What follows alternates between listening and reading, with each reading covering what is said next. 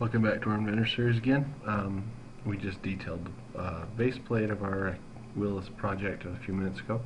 Now we're going to put the details, dimensions, callouts, that other information on our drawing of the actual support plate. So we're going to begin with some center marks. Well, first off, we need to know where the center of those holes are, as well as this hole here.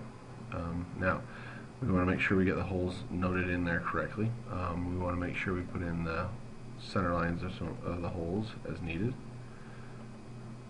so that we can tell where things line up and what those relationships are between views. Okay, that one went wrong. Let's get rid of that one. Try that again. I clicked on that line and I clicked on that line, and it didn't like me last time. Now I'm going to stretch this up just a hair, as well as this one here and this one here. Okay, now those are my center marks. We've got them in. Let's put some dimensions on this. So let's start with our circular type dimensions. This fillet right here, for instance. Okay, there we go. Now that's just fine with us for having 2 decimal places, because it's ½ inch. Text, we want to tell this it is. We gotta put text in front of this. Let's go home. 2 times. There, 2 times 0.5 radius. Let's go up here and let's put a diameter on our hole right there. And since we're here, might as well cover this arc right here. Now this arc doesn't do us a lot of good right now, but it's something that we do need to know. Alright, so I'm going to put it right there. Now, next thing, I'm going to put some actual vertical and horizontal dimensions on. Now we try to do these, like I said before, between views. Now this one, the precision actually needs to be 3 decimal places, because it is actually 0.375. And then from the center of this circle to the bottom of this is 2 and 0.375, so we need to make sure that is to 3 decimal places as well. And that should take care of that. Now, this angle, it is symmetrical, so what we need to do is we need some horizontal dimensions on here. Well, let's see what we can give you. Looking at our piece here, we know that from the center here to the edge here is going to be 1 and 5/8 inches, and that the distance from here all the way across to this side of it is going to be 3.25 inches.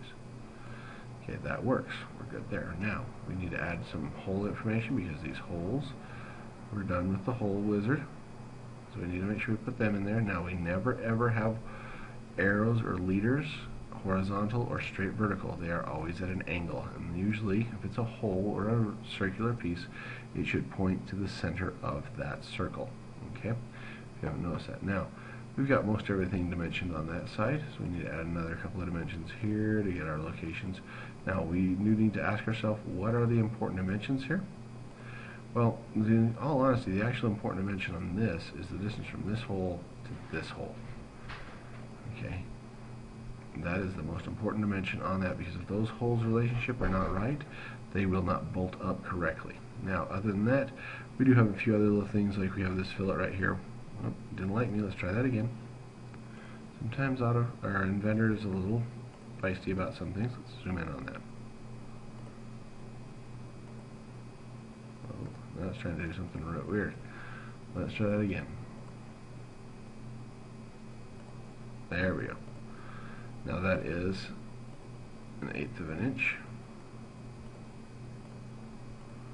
or 0.125, and that is typical.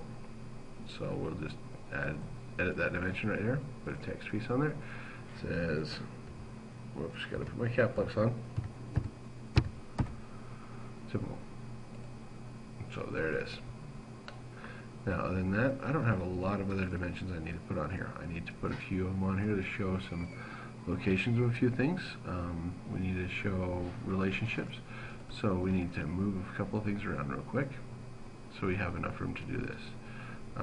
Basically, I'm moving my parts so I have enough room to add dimensions as I need. So I've got them located on here. In this case, we need to know how the distance from the edge to the back edge of that. That's really the best spot for it. Okay, we really do need to know the distance there. And in this case, we're going to change our tolerance to be 3 decimal places because it is down to 1/8 of an inch. We do need to know the distance of this line right here. So from this point to that point. Now we do need to pull that the other way, and it's got to be the 3 decimal places there, not 4, 3. And we need to move that dimension to the other side.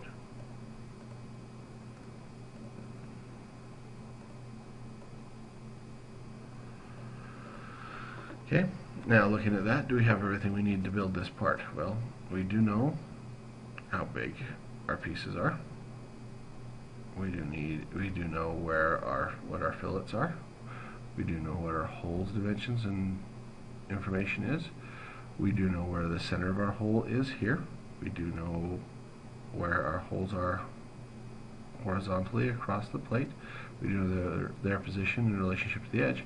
The problem is we don't know their relationship here. So we do need to add a couple of missing dimensions. Now, one thing you'll note when you get to the dimensioning chapter, which is where we should be with this, is we never, ever, ever dimension to a hidden line. We always do it to the object line in the view that is appropriate. Now, once we got those, we are done with this. I believe we've got every part, every piece of information we need to cover this, and that's the most important part. If you cannot build the part, you have not dimensioned it appropriately. Thank you. Bye.